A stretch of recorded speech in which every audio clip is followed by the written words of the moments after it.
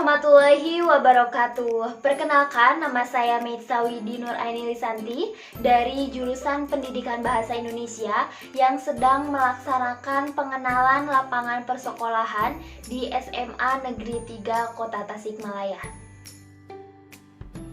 Di video kali ini, saya akan menampilkan video pembelajaran Bahasa Indonesia kelas 12 sebagai syarat ujian PLP tahun 2020.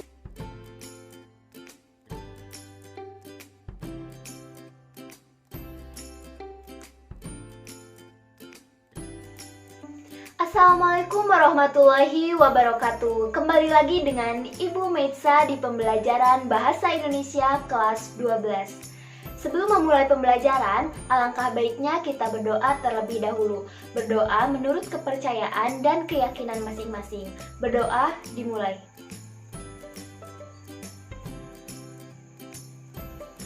Tidak ada kata selesai dalam berdoa. Ada yang masih ingat minggu lalu belajar tentang materi apa? Ya, minggu lalu belajar tentang materi sistematika surat lamaran pekerjaan. Pada sistematika surat lamaran pekerjaan terdapat apa saja?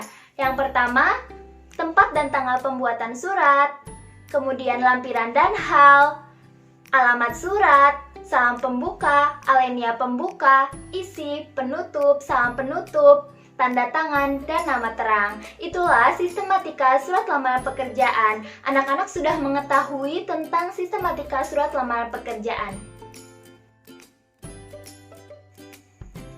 Anak-anak, pertemuan hari ini akan membahas tentang surat lamaran pekerjaan yang terdapat pada kompetensi dasar 32, yaitu mengidentifikasi unsur-unsur kebahasaan surat lamaran pekerjaan, dan 42, menyusun surat lamaran pekerjaan dengan memerhatikan isi, sistematika, dan kebahasaan.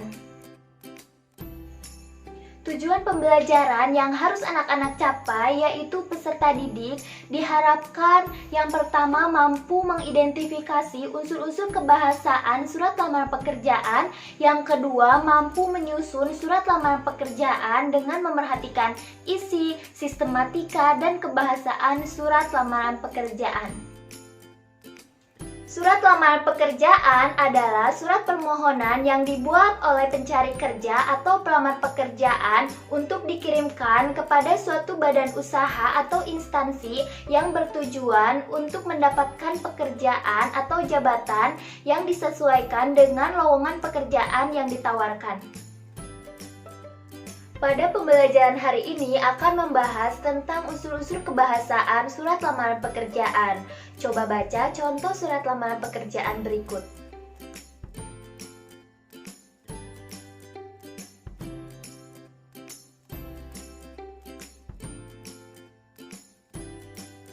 Bagaimana, sudah selesai membacanya? Jika sudah, coba kalian identifikasi unsur-unsur kebahasaan surat lamaran pekerjaan yang terdapat pada contoh surat yang sudah Ibu tayangkan. Apakah anak-anak mengalami kesulitan? Jika mengalami kesulitan, bisa tanyakan Ibu atau mencari di buku paket dan internet. Jika kalian sudah selesai mengidentifikasi, supaya lebih memahami, mari kita bahas bersama hasil identifikasi kalian mengenai unsur-unsur kebahasaan surat lamaran pekerjaan. Unsur kebahasaan yang pertama yaitu menggunakan bentuk surat yang standar. Pada surat lamaran pekerjaan harus menggunakan bentuk surat yang resmi atau formal.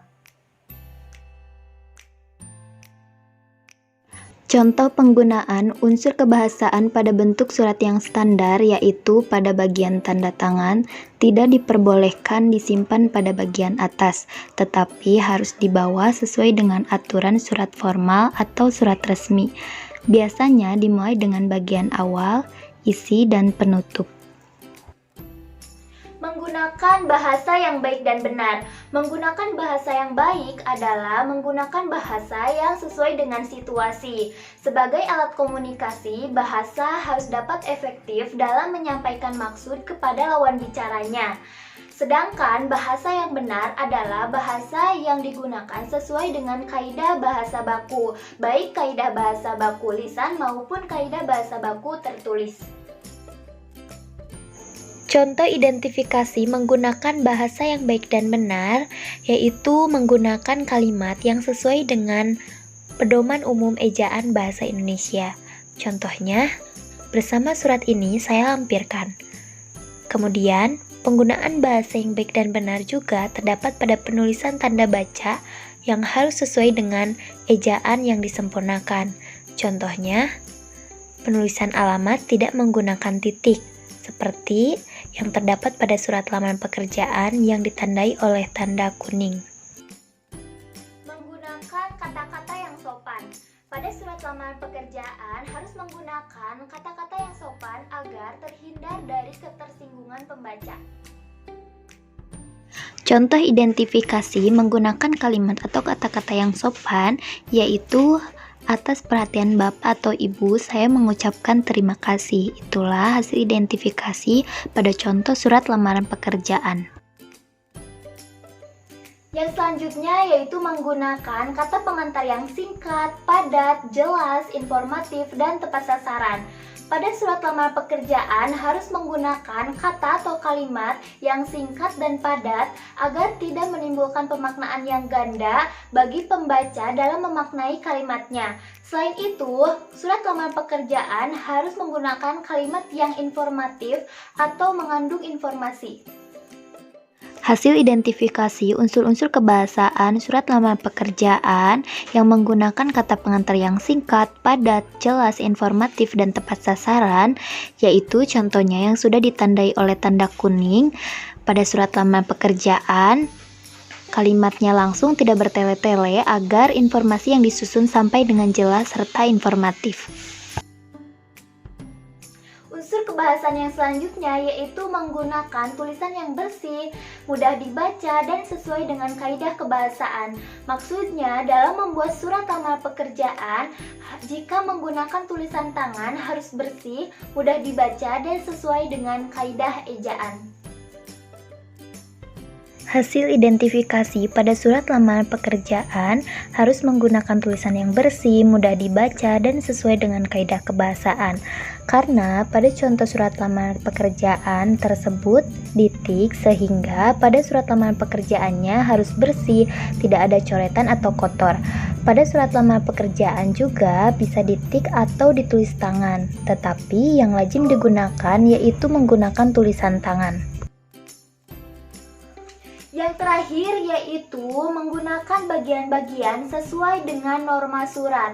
Maksudnya dalam membuat surat lamaran pekerjaan harus menggunakan sistematika surat lamaran pekerjaan sesuai dengan aturan atau norma surat. Hasil identifikasi contoh surat lamaran pekerjaan sesuai dengan norma surat atau bagian-bagian surat, yaitu sesuai dengan sistematika surat lamaran pekerjaan. Misalnya, pada penulisan alamat tidak menggunakan kata kepada. Kemudian, pada awal penulisan identitas tidak menggunakan huruf kapital. Setelah anak-anak mengidentifikasi unsur-unsur kebahasaan surat lamaran pekerjaan, anak-anak secara berkelompok untuk menyusun surat lamaran pekerjaan dengan memerhatikan isi, sistematika, dan kebahasaan. Setelah anak-anak menyusun surat lamaran pekerjaan secara berkelompok, pasti sudah mengetahui tentang isi, sistematika, dan kebahasaan dalam menyusun surat lamaran pekerjaan. Surat lamaran pekerjaan berisi tentang suatu permohonan bekerja di suatu tempat. Sistematika surat lamaran pekerjaan yaitu tempat dan tanggal pembuatan surat, lampiran dan hal, alamat surat, salam pembuka, alinea pembuka, isi, penutup, salam penutup, nama terang, dan tanda tangan.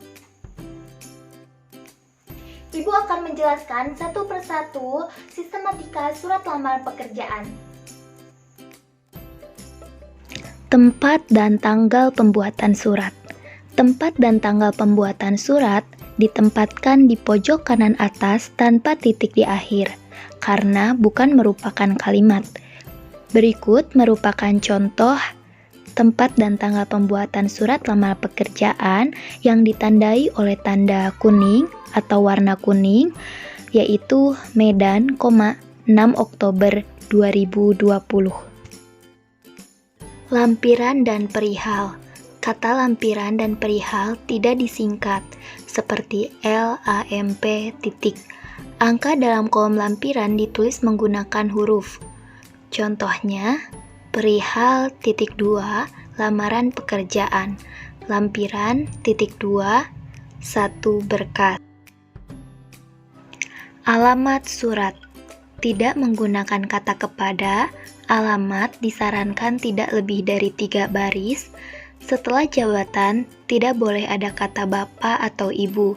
Maksudnya, jika ada gelar, misalnya manajer, jenderal, dan lain sebagainya, tidak boleh ada kata bapak atau ibu. Contohnya, Bapak Jenderal. Ini tidak baku, harus dipilih salah satu. Contohnya, Jenderal Nasuha atau Bapak Nasuha, itulah contoh yang benar. Kemudian, tulisan jalan pada alamat tidak boleh disingkat, seperti JLN titik. Tidak menggunakan titik di masing-masing akhir barisnya. Di situ sudah terdapat contoh alamat surat yang diberi warna kuning. Yang selanjutnya yaitu salam pembuka. Setelah kata dengar hormat, digunakan tanda baca koma. Contohnya dengan hormat koma.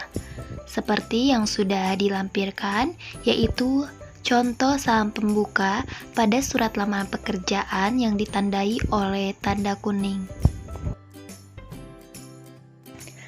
Yang selanjutnya yaitu alinea pembuka.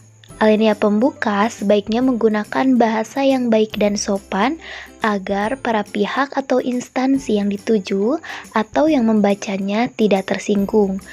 Contohnya sudah dilampirkan, yaitu alinea pembuka yang ditandai oleh tanda kuning pada contoh surat lamaran pekerjaan.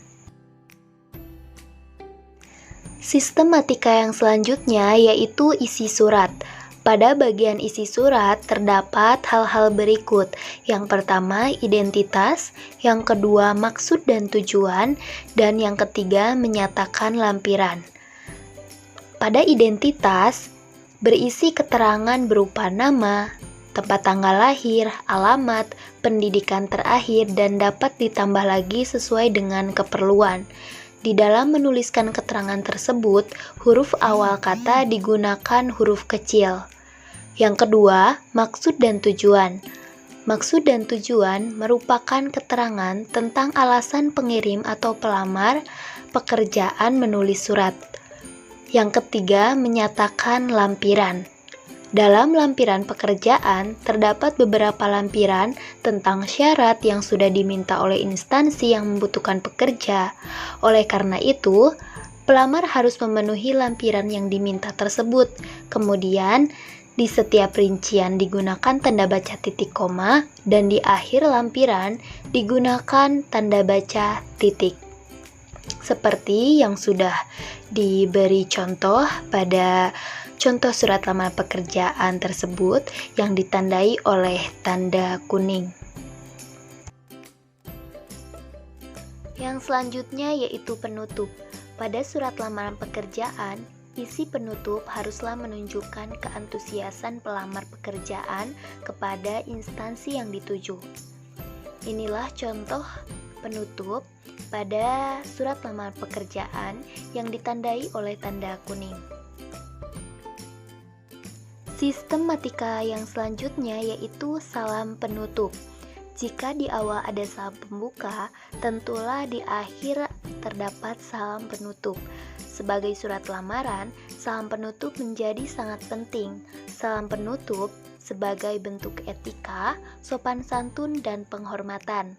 Contohnya, hormat saya, seperti yang sudah dilampirkan contoh salam penutup yang ditandai oleh tanda kuning. Sistematika yang terakhir yaitu tanda tangan dan nama terang. Tanda tangan ini biasanya berada di pojok kanan bawah surat.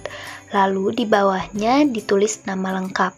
Seperti pada contoh berikut yang ditandai oleh tanda kuning, itulah contoh tanda tangan dan nama terang yang ada pada cuplikan atau contoh surat lamaran pekerjaan. Anak-anak sudah bisa mengidentifikasi unsur-unsur kebahasaan dan menyusun surat lamaran pekerjaan. Pada pembelajaran hari ini, dapat disimpulkan bahwa unsur-unsur kebahasaan surat lamaran pekerjaan yaitu menggunakan bentuk surat yang standar, menggunakan bahasa yang baik dan benar, menggunakan kata-kata yang sopan, menggunakan kata pengantar yang singkat, padat, jelas, dan tepat sasaran, menggunakan tulisan yang bersih, mudah dibaca, dan sesuai dengan kaidah kebahasaan, dan menggunakan bagian-bagian sesuai dengan norma surat, serta menyusun surat lamaran pekerjaan harus sesuai dengan isi, sistematika, dan kebahasaan surat lamaran pekerjaan. Inilah contoh surat lamaran pekerjaan yang benar yang sesuai dengan isi, sistematika, dan kebahasaan surat lamaran pekerjaan. Pada pembelajaran hari ini, apakah ada yang ingin ditanyakan terkait surat lamaran pekerjaan?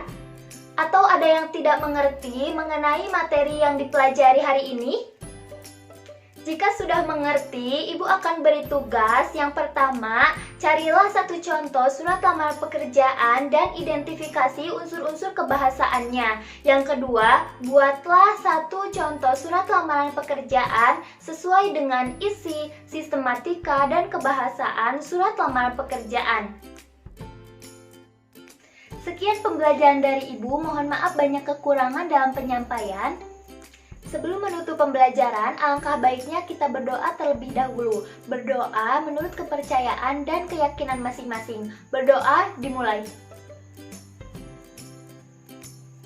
Tidak ada kata selesai dalam berdoa. Tetap belajar, tetap semangat, dan jaga kesehatan. Wassalamualaikum warahmatullahi wabarakatuh.